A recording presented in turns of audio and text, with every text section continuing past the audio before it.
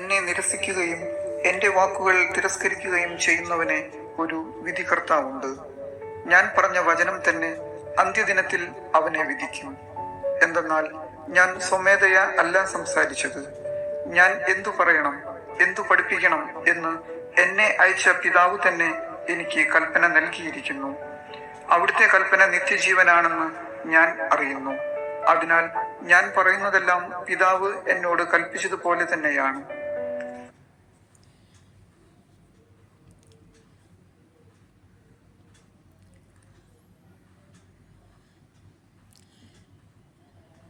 ഒരു നല്ല ചിന്ത. ഒരിക്കലൊരു രാജാവ് വേഷപ്രച്ഛന്നനായി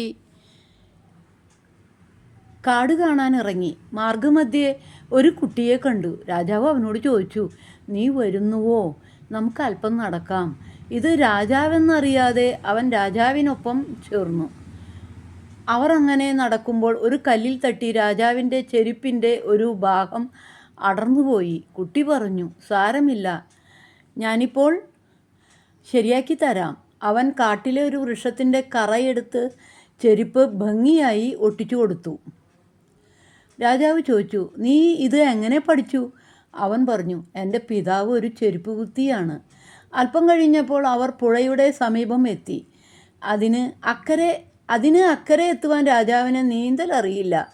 കുട്ടി ചോദിച്ചു, എന്തിനാണ് പുഴയ്ക്കക്കരെ പോകുന്നത്? രാജാവ് പറഞ്ഞു, നീ കണ്ടില്ലേ അക്കരെ നിൽക്കുന്ന പനന്തേങ്ങ? അതിൽ 2 കഴിച്ചാൽ വിശപ്പ് മാറും. കുട്ടി പറഞ്ഞു, എനിക്ക് നീന്തലറിയാം. ഞാൻ നീന്തി അക്കരെ ചെന്ന് പനന്തേങ്ങയും പറിച്ചുകൊണ്ട് ഉടൻ മടങ്ങി വരാം. അതുപോരെ? അവനങ്ങനെ ചെയ്തു. പനന്തേങ്ങ കല്ലിലുടച്ച് രാജാവിന് നൽകി. അപ്പോൾ രാജാവിന് അല്പം ചൂടുവെള്ളം കിട്ടുവാൻ താൽപ്പര്യം. അവൻ കല്ലുകൾ തമ്മിൽ കൂട്ടിയുരച്ച് തീ ഉണ്ടാക്കി കരിയില കത്തിച്ച് കുഴിഞ്ഞ ഒരു കല്ലിൽ വെള്ളമൊഴിച്ച് ചൂടാക്കി രാജാവിന് കൊടുത്തു. രാജാവ് പറഞ്ഞു, നീയൊരു സമർത്ഥനാണല്ലോ. ഇവയെല്ലാം നീ എങ്ങനെയാണ് പഠിച്ചത്? അവൻ പറഞ്ഞു,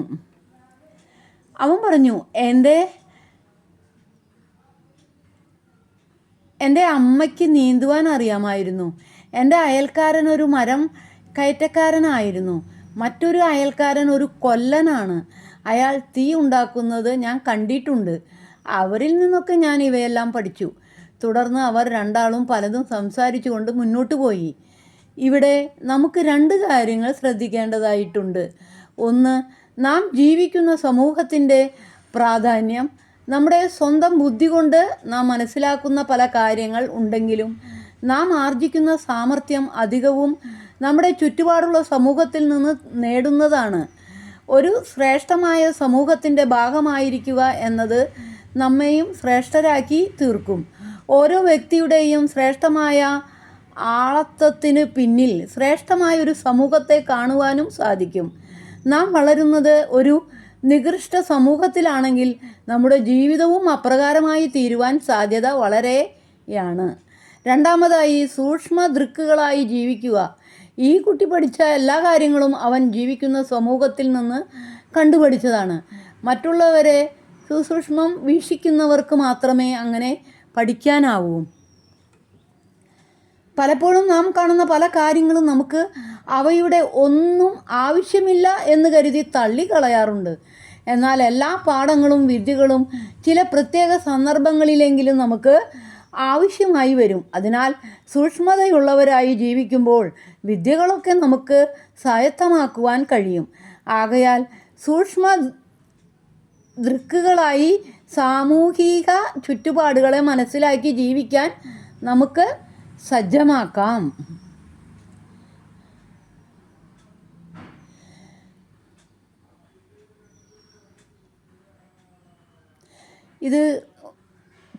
ഇത് വായിച്ചപ്പോൾ ഞാൻ ആലോചിച്ചത്, പണ്ട് കുട്ടിക്കാലത്ത് വീട്ടിലെ അംഗസംഖ്യ വളരെ അധികമാണ്. എൻ്റെ സ്വന്തം വീട്ടിൽ 10 മക്കളും അവരുടെ മക്കളും ഒക്കെ ആയിട്ട് കുറേ അംഗങ്ങളുണ്ട്.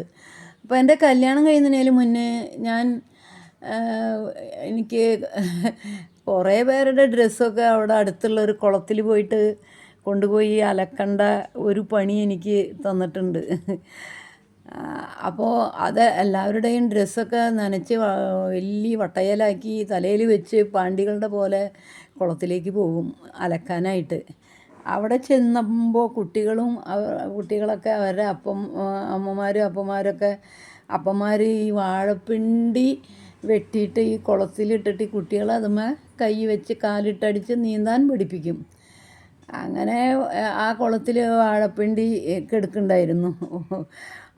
അപ്പം എൻ്റെ അലക്കൊക്കെ കഴിയുമ്പോൾ ആ വാഴപ്പിണ്ടിമേ കയ്യും വെച്ച് നിലയില്ലാത്ത ഇത്തിരി സ്ഥലമൊക്കെ ഒന്ന് നീന്തി ധൈര്യസമേതം നീന്തി വരും. അങ്ങനെ ഞാൻ നീന്തൽ കുട്ടിക്കാലത്ത് പഠിച്ചിട്ടുണ്ട് ഈ അലക്കാൻ പോകുമ്പോൾ കുളത്തിലേക്ക്. അങ്ങനെ കല്യാണമൊക്കെ കഴിഞ്ഞ് എനിക്ക് 2 പെൺകുട്ടികളുണ്ടായി. ഒരു കുട്ടി 9 വയസ്സ്, ഒരു കുട്ടി 2 വയസ്സ്. പിന്നെ ചേട്ടൻ്റെ ഭർത്താവിൻ്റെ പെങ്ങന്മാരുടെ മക്കൾ, അങ്ങനെയൊക്കെയായിട്ട് 5-8 പേരുണ്ട്. അപ്പോൾ സ്വന്തം നാട് കരാഞ്ചിറ, എൻ്റെ ഭർത്താവിൻ്റെ നാട്ടിലേക്ക് പോയപ്പോൾ അവിടെ പുഴയുണ്ട്, കരാഞ്ചിറ പുഴ, കരിവന്നൂർ പുഴ. ആ പുഴയിൽ വഞ്ചി കിടക്കുന്നുണ്ടായിരുന്നു. അപ്പോൾ എല്ലാവരും കൂടി ഒരാഗ്രഹം പറഞ്ഞു വഞ്ചിയിൽ പോകാമെന്ന് കുട്ടികളൊക്കെ. അപ്പോൾ വഞ്ചി തുഴയാനായിട്ട് ഒരു വ്യക്തി അവിടെ ഉണ്ടായിരുന്നു. വഞ്ചി തുഴഞ്ഞ് കുറച്ച് ദൂരം പോയി, അക്കരെ എത്തിയിട്ടില്ല. അക്കരെ എത്തണമെങ്കിൽ കുറച്ചും കൂടിയും പോകണം. അങ്ങനെ അക്കരെ എത്തണേക്കാളും കുറച്ച് ദൂരം മുന്നേ വഞ്ചി തുഴയുന്ന വ്യക്തിക്ക് തുഴഞ്ഞിട്ട് കിട്ടുന്നില്ല. ചൂടിയിൽ പെട്ടു വഞ്ചി, കിടന്ന് തിരിയാണ്. അപ്പോഴും കുട്ടികളൊക്കെ കരച്ചിലായി. ഞാൻ എന്താ ചെയ്യണ്ടേന്ന് വിചാരിച്ചിട്ട്, ദൈവമേ എങ്ങനെയാണ് എല്ലാവരെയും രക്ഷപ്പെടുക എന്നിങ്ങനെ മനസ്സിൽ വിചാരിച്ച്, എൻ്റെ ഈശോയെ എന്നിങ്ങനെ വെറുതെ ഒരു വിളിച്ച് ഉള്ളിൻ്റെ ഉള്ളിൽ നിന്നൊരു പ്രാർത്ഥന പോലെ വന്നുള്ളൂ. അപ്പോഴേക്കും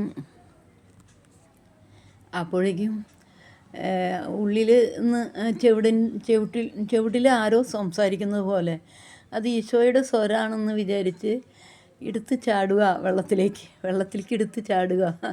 അങ്ങനെയാണ് ഒരു ഗംഭീരമായൊരു സ്വരം. അത് ദൈവത്തിൻ്റെ ആണെന്ന് മനസ്സിലാക്കി എടുത്ത് ചാടി.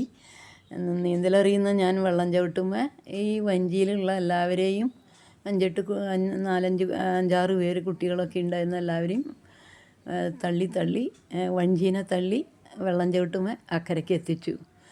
അപ്പോൾ നമ്മൾക്കൊരു വിഷമം വരുമ്പോൾ നമ്മൾ ദൈവത്തിനെ ഓട്ടോമാറ്റിക്കായിട്ട് വിളിക്കും, എൻ്റെ കർത്താവേ, എൻ്റെ ദൈവമേ എന്ന്. അപ്പോൾ ആ ദൈവത്തിൻ്റെ ഈശോയുടെ സ്വരം നമ്മൾ മനസ്സിലാക്കി കഴിഞ്ഞാൽ നമ്മൾക്ക് ധൈര്യസമേതം എന്തും ചെയ്യാനുള്ള, അത് ദൈവത്തിൻ്റെ സ്വരമാണെന്ന് നമ്മൾ മനസ്സിലാക്കണം.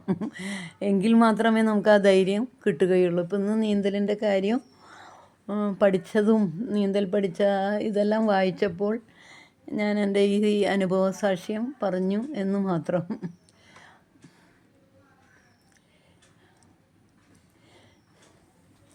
നോവലുകളേക്കാൾ നീളമാണ് ചില വേദനകൾക്ക്, വേനലിനേക്കാൾ വേവ്. ചില നോവുകൾക്ക് മരുന്നില്ല, അത് സഹിക്കാനേ കഴിയൂ. അത് നമ്മെ പഠിപ്പിക്കാനാണ് വന്നിരിക്കുന്നത്.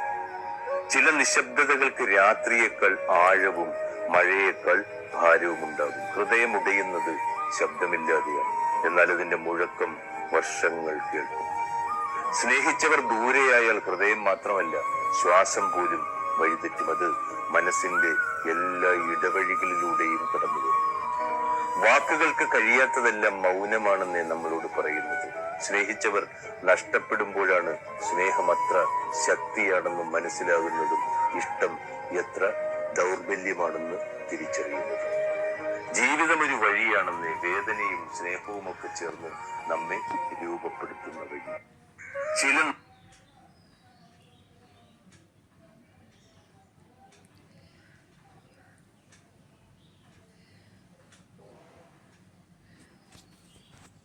എല്ലാവരും കൂടെ ഉണ്ടായിരുന്നപ്പോൾ ഞാൻ സന്തോഷിച്ചിരുന്നു. പക്ഷേ എല്ലാവരും പോയപ്പോൾ ഞാൻ തകർന്നില്ല. കാരണം ആ നിമിഷങ്ങളിലാണ് ഞാൻ എന്നെ കണ്ടെത്തിയത്. ഒറ്റയ്ക്ക് നിൽക്കാൻ പഠിച്ചപ്പോൾ ഞാൻ ശക്തനായി. ഇന്ന് ഞാൻ മനസ്സിലാക്കുന്നു, നഷ്ടങ്ങൾ വേദനയ്ക്കല്ല, വളർച്ചയ്ക്കാണ്. ഒറ്റയ്ക്ക് നടന്ന വഴികളാണ് ജീവിതം മാറ്റുന്നത്. എല്ലാവരും കൂടെ ഉണ്ടായിരുന്നപ്പോൾ ഞാൻ സന്തോഷിച്ചിരുന്നു. പക്ഷേ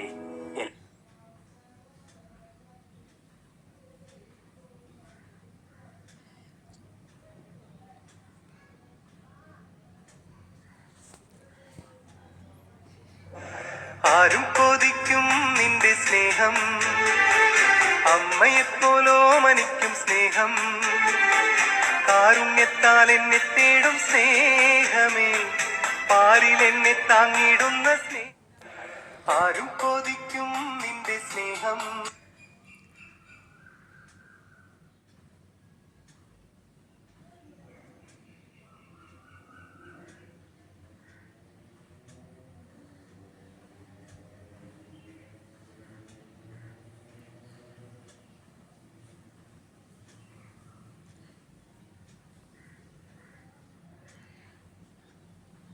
ലോകവും കൂടിയാണ്.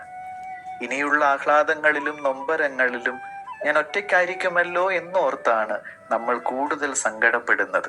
പക്ഷേ അവർ നൽകിയ ഓർമ്മകളുടെ മധുരം ഇപ്പോഴും ഉള്ളിലുണ്ട്. തീരുമാനിച്ചാൽ അവരെ വേദനയായിട്ടല്ല, ആഹ്ലാദത്തോടെ ഇനിയും ഓർക്കാനാവും. സ്തുതിയായിരിക്കട്ടെ. ഏറ്റവും പ്രിയപ്പെട്ട ഒരാൾ വിട്ടുപോകുമ്പോൾ നോവുന്നതിനുള്ള ഒരു കാരണം ഇതാണ്. വേർപാടുകളിൽ നമുക്ക് നഷ്ടപ്പെടുന്നത് ഒരു വ്യക്തിയെ മാത്രമല്ല, അവർക്കൊപ്പം നമ്മൾ കാണാൻ ആഗ്രഹിച്ച